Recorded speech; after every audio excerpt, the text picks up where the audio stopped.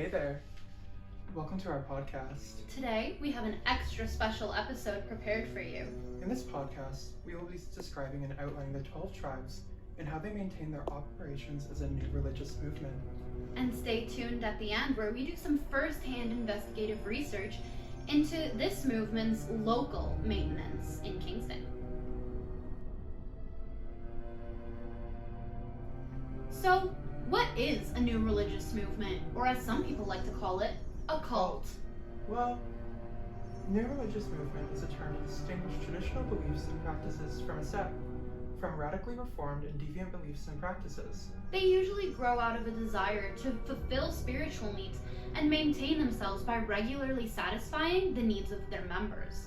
They claim to have some esoteric knowledge that has been repressed. They're often believed to prey on the lost or the weak or those in need of a cause. And panic around these movements usually has to do with accusations of brainwashing, mind control, and holding family members against their will.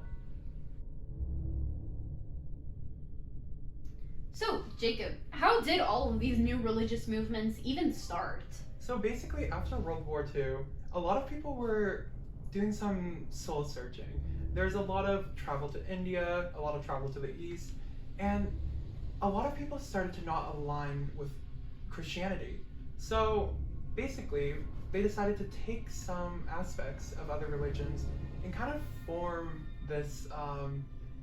these new religious groups where they could be aligned with their Christianity, but also incorporate values that accord to them. So, I guess it also had to do with the dissatisfaction with, churches at the time, too. A lot of groups were very dissatisfied with the church. Mm-hmm. So, a big part of these movements, and one of the reasons they stay classified as esoteric, is because of their secrecy. Yeah, many of these movements like to turn knowledge into capital, they use secrecy as political resistance, and they also use dialects of secrecy. So basically, in regards to knowledge into capital, they make knowledge into something that is desirable, such as how we desire shoes or luxury goods. They're hard to get, and that's what they do with knowledge. They gatekeep it, they make it valuable to their members, and it's kind of like the more power you have in the cult, and the more that you do for the cult, the more information you gain. So they kind of do that to maintain secrecy because they don't give out too much information, but it also makes them want the information. So secrets almost turn into a currency for them. And also they use secrecy as a political resistance. So many of these cults have racist, homophobic views, but they kind of align those views to fit modern day views. So they won't tell everyone that they're homophobic, they won't tell everyone that they're racist, but the more you dig into these cults, you find that they have these racist movements and they have these homophobic views. Which seems to be a common trend with new religious movements like this. The people at the bottom, or newcomers, actually know very little about the inner workings of the movement. As you gain entrance to these cults and you gain trust, it's valuable because you gain more information about them. Wow. They also came up with many dialects of secrecy.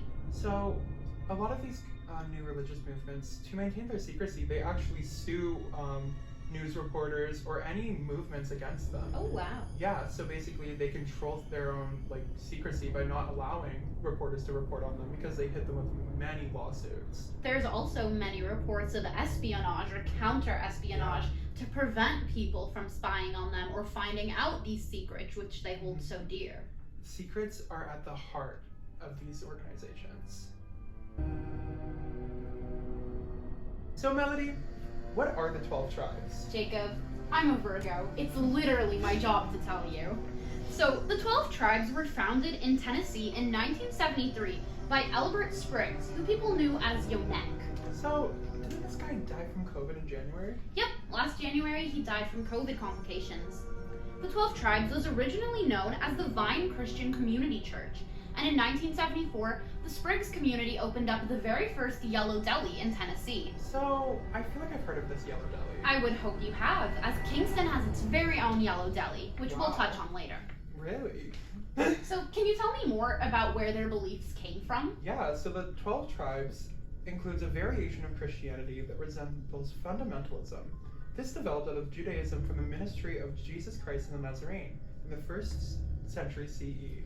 And as if this group couldn't get any crazier, it's actually an international network that consists of several dozens of religious communities that all consider Spriggs a modern-day apostle. I heard that they even have 3,000 members. That's the estimate, but due to their secrecy, there's no way we'll ever know the exact number. So, what about women in this group? So, women unfortunately do not carry titles in this group and actually have relatively little power unless they manage to work their way up to the upper rankings.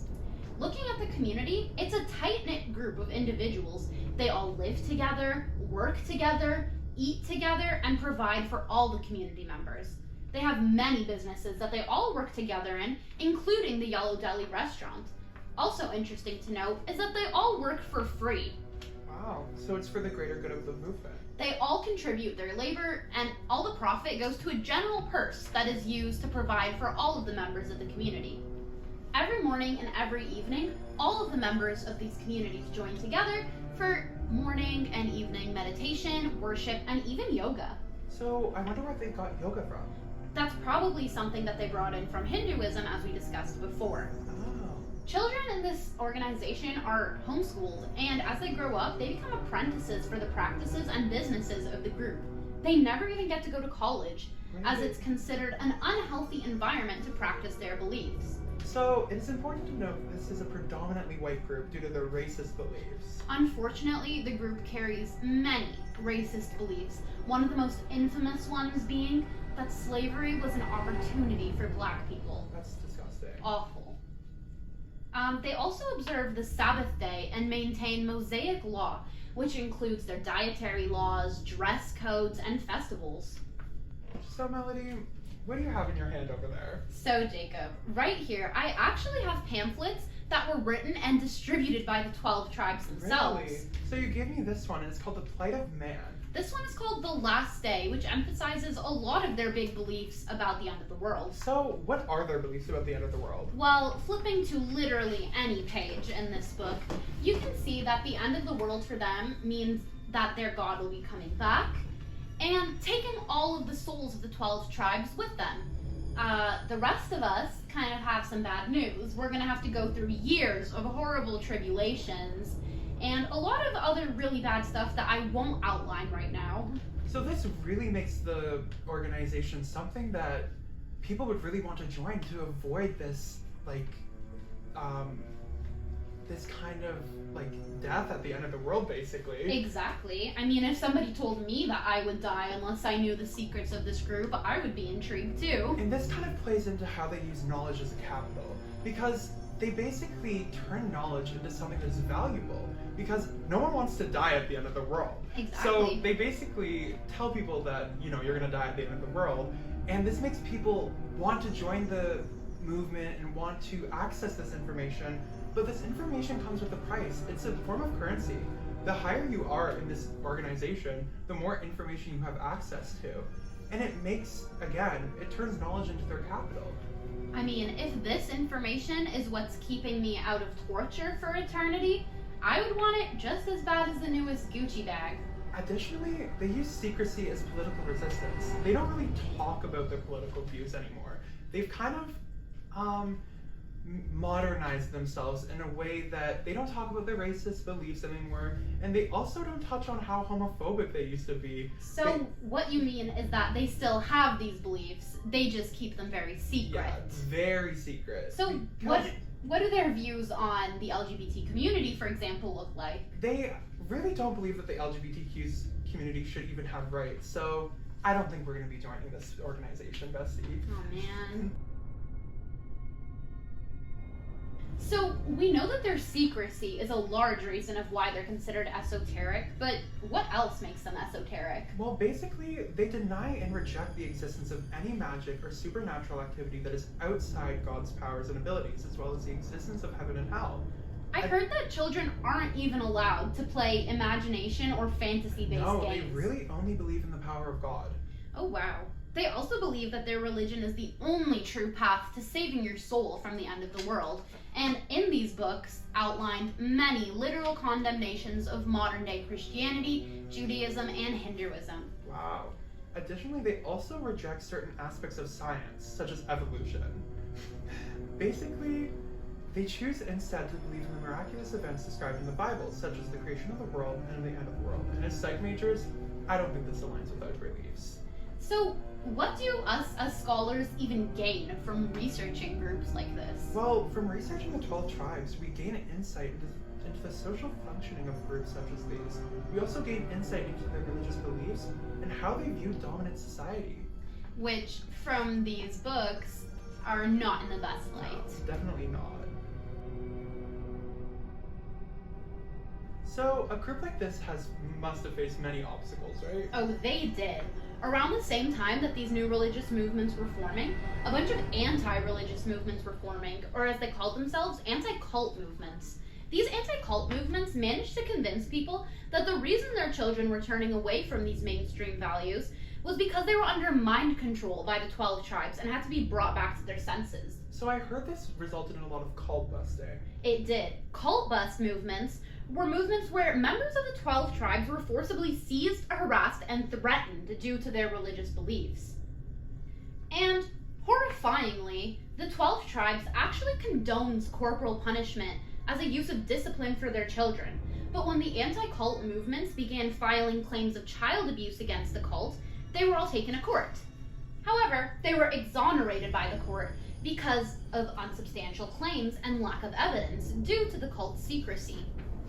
Notably, in 1984, 112 children of the 12 tribes members were unlawfully seized and taken to court, where parents had to stand before a judge who would decide if their children would get to go home with them. So, what was the decision of this judge?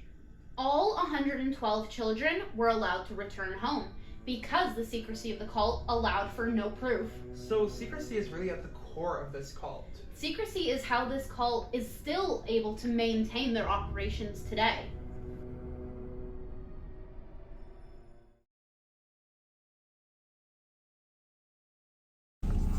Alright, so we are currently making our way to the Yellow Deli right now. We're excited to try some new cuisine, so we will keep you guys updated.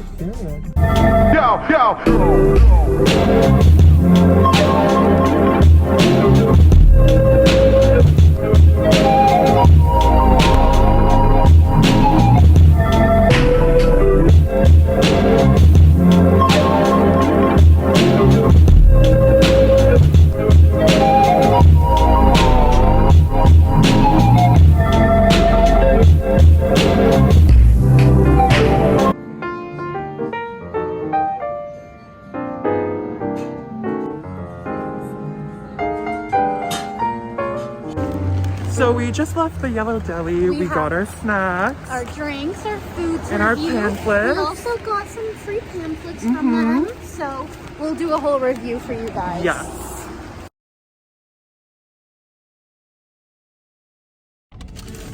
Okay, so we have our food from the Yellow Deli, so we're gonna do a review.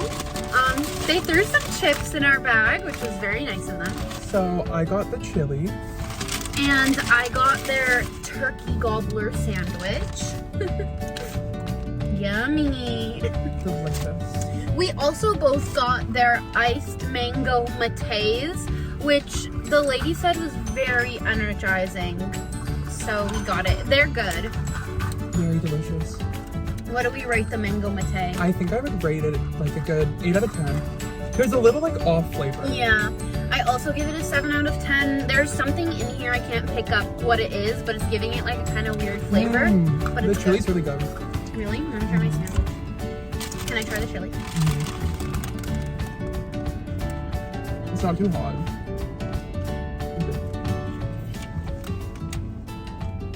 That actually is really good. That's really good chili. Okay, Yellow Deli has good chili. Let's try this turkey gobbler sandwich. That looks really good. The bread is not like toasted too much, but I don't mind. Let's try.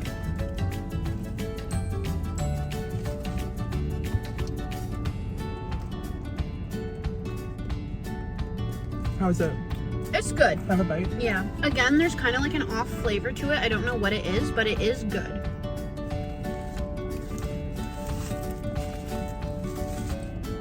What would you rate the chili? 9. I honestly, also I give it like a 9.5 The out of cheese? 10. That's our review. They also didn't charge us tax. They didn't? No. Oh, period.